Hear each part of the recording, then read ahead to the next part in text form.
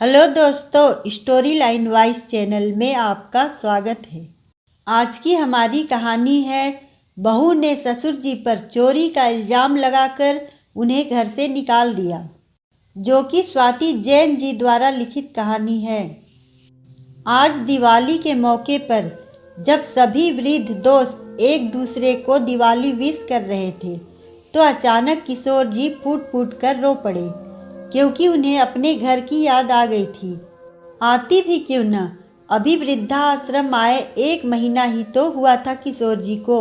सारे वृद्ध लोगों ने आज पहली बार किशोर जी के मुंह से रोने की आवाज़ सुनी थी, क्योंकि किशोर जी जब से यहाँ आए थे बस खोए खोए से रहते, किसी से बात तक नहीं करते थे। उन्हें रोता देख सभी उनके पास आकर उन्हें सांत्वना देने लगे।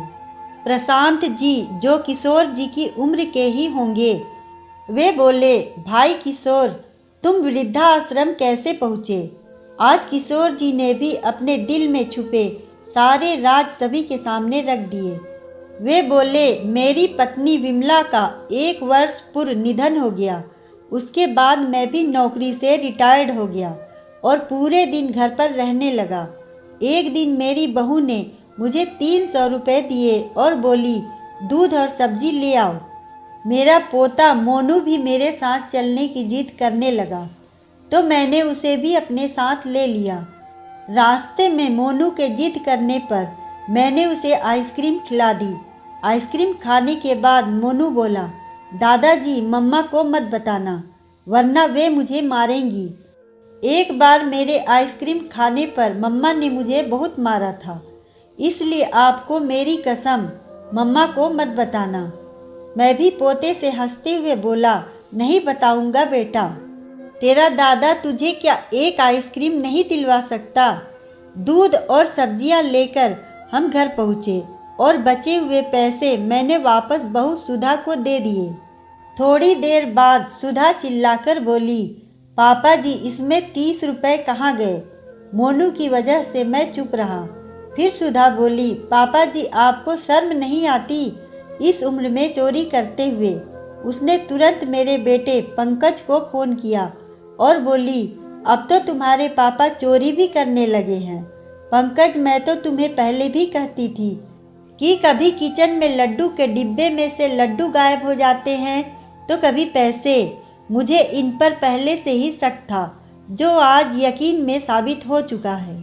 बस तुम अभी के अभी घर आओ और इन्हें वृद्धाश्रम रखाओ, वरना इनकी संगत में मेरा बेटा मोनू भी इनके जैसा हो जाएगा।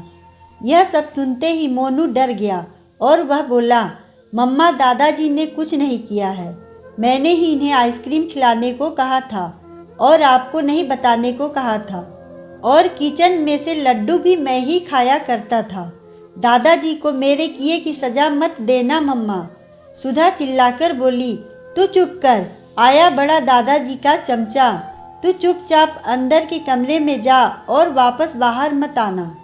सच्चाई जानने के बाद भी सुधा पर कोई फर्क न पड़ा और पंकज के घर आते ही उसने हंगामा मचा दिया कि मुझे कल ही वृद्धाश्रम छोड़ जाए, वरना मैं उसके बेटे मोनू को बिगाड़ दूंगा। पंकज ने भी बिना सच जाने मुझे अपने कपड़े पैक करने को कह दिया और बस फिर दूसरे दिन ही मुझे यहाँ छोड़ दिया गया। जब से विमला मुझे छोड़कर चली गई थी, बहू सुधा को मेरे काम करने में बहुत जोर आता था। यह बात मैं जानता था, मगर यह नहीं जानता था कि वह मुझे घर से निकालने के लिए मुझ पर चोरी जैसा घिनौना इल्ज़ाम लगा देगी। आज मुझे मेरे पोते मोनू की बहुत याद आ रही है। हम दोनों ऐसे ही हर दिवाली साथ में मनाते थे। मोनू और मैं मिलकर फुलझड़ी और पटाखे जलाते थे। उनकी यह दुख भरी कहानी सुनकर सारे वृद्ध लोग रो पड़े। दोस्तों, आज बहुत घरों में वृद्ध लोगों के साथ यही हो रहा है। घर में पोते पोती को बिगाड़ने का इल्ज़ाम बेटे बहू बूढ़े लोगों पर लगा देते हैं, जबकि सच तो यह है कि बेचारे तो अपने पोते पोतियों से बहुत प्यार करते हैं, क्योंकि अक्सर सूद से प्यारा ब्याज होता है। यह उनका पोते पोतियों के प्रति प्यार होता है। अगर आपको कहानी अच्छी लगे तो वीडियो को लाइक करें चैनल को सब्सक्राइब करें और कमेंट में बताएं कि आपको कहानी कैसी लगी। धन्यवाद।